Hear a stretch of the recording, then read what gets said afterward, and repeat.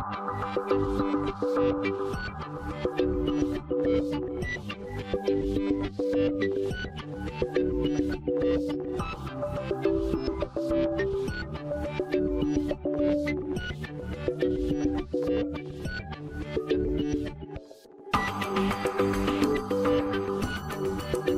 Dr. Fakir Roberi, and this is bone and joint infections in adults.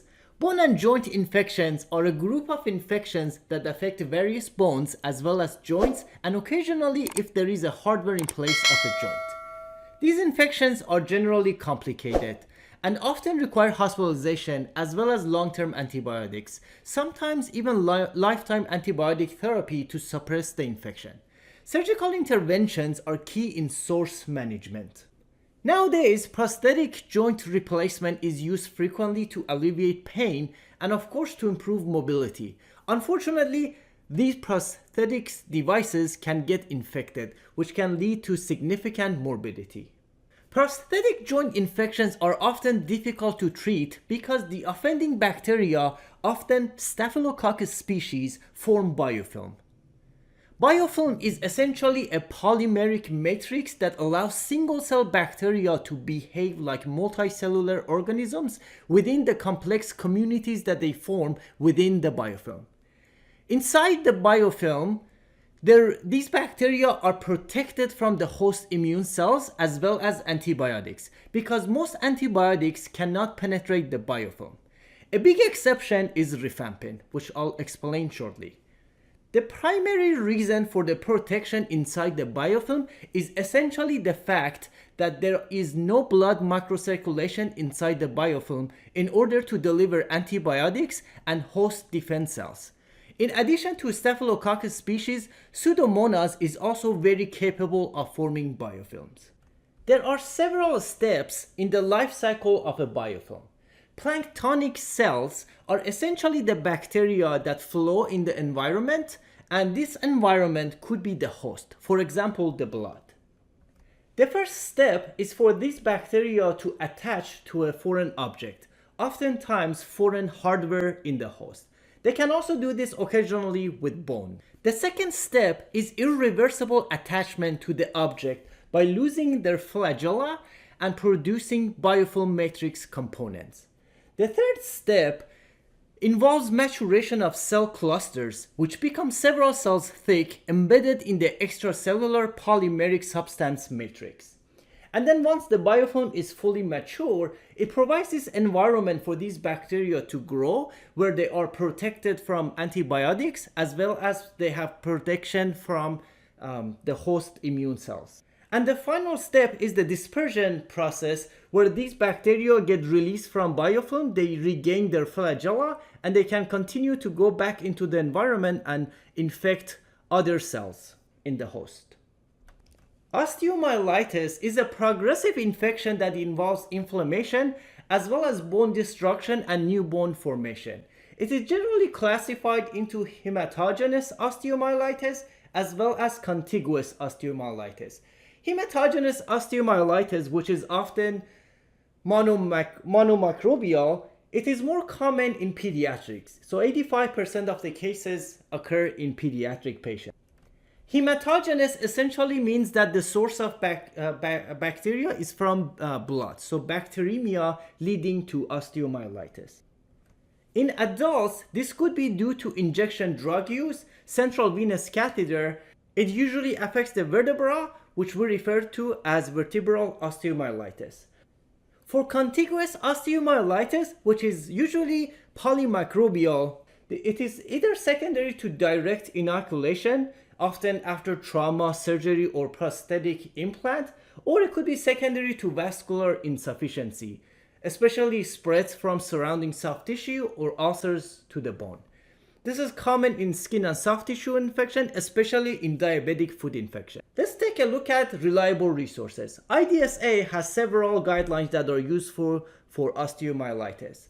The 2011 MRSA guidelines has a section dedicated to bone and joint infection specifically due to MRSA, so there are recommendations for that. There is also a 2013 IDSA prosthetic joint infection as well as a 2015 IDSA guideline for native vertebral osteomyelitis. And native basically means that the vertebra are the natural bones. There is no prosthetic devices involved. And lastly, because osteomyelitis often involves long-term antibiotics, there are recommendation guidelines from 2018 from IDSA for outpatient parenteral antimicrobial therapy, or OPAT for short. And of course, there is a IDSA guideline under development for bone and joint infections. The first learning objective is, given a patient case, differentiate between various bone and joint infections. Osteomyelitis is an infection involving any bone in the body or bone marrow. Osteomyelitis of the vertebra is specifically called vertebral osteomyelitis. Infectious arthritis is an infection of native joints that can be caused by bacteria, viruses, fungi, or parasites. Septic arthritis or bacterial arthritis are specifically bacterial infection of a native joint. And lastly, prosthetic joint infection is the infection of prosthetic joint, and its diagnosis depends on presence of a sinus tract that communicates with the prosthesis, as well as the presence of acute inflammation. And at least 2 intraoperative cultures or combination of preoperative aspiration and intraoperative cultures that yield the same organism. Now, if instead of 2 cultures, only 1 culture grows an organism, but it is a virulent microorganism such as Staph aureus, that also constitute diagnosis of prosthetic joint infection. By aspiration, I'm referring to basically when we draw fluids from the joint, so synovial fluid aspiration. We will focus on native vertebral osteomyelitis and prosthetic joint infection. Let's take a look at the clinical features. For native vertebral osteomyelitis, or NVO, there will often be back pain, tenderness of the spine, fever, as well as neurologic impairments, because this involves the inflammation of the spinal cord. Prosthetic joint infection, of course, involves joint pain and joint effusion, as well as fever, erythema, and warmth at implant site. For both of these, imaging is key. MRI is the most common one, but we can also use some other types of imaging. Now, when it comes to testing, there are non-specific biomarkers for inflammation specifically. So the most common one are ESR and CRP, so C-reactive protein and erythrocyte sedimentation rate. Now, you will see that CRP will increase and decrease faster than ESR, so ESR often lags behind CRP, but both of them are pretty sensitive, and of course the white blood cell will also be increased. Now, keep in mind that CRP is elevated after surgery and returns to normal within weeks. Therefore, serial post-operative measurements are more informative than a single value. And for prosthetic joint infection specifically, diagnostic arthrocentesis is very helpful, and this is where we get synovial fluid analysis. Blood cultures are important for both of these infections, as well as baseline ESR and CRP, and imaging with MRI or alternative scan. For NVO specifically, CT-guided drainage of abscess is very important for source control. Synovial fluid analysis can be used to distinguish between septic arthritis, which is infectious, to distinguish that from non-infectious inflammatory arthritis, often due to gout. And the way you can distinguish between septic arthritis and inflammatory non-infectious causes such as gout is that, for example, when you get the culture of the synovial fluid, obviously nothing will be growing in a non-infectious cause, but it will often be positive. For example, gram stain will show something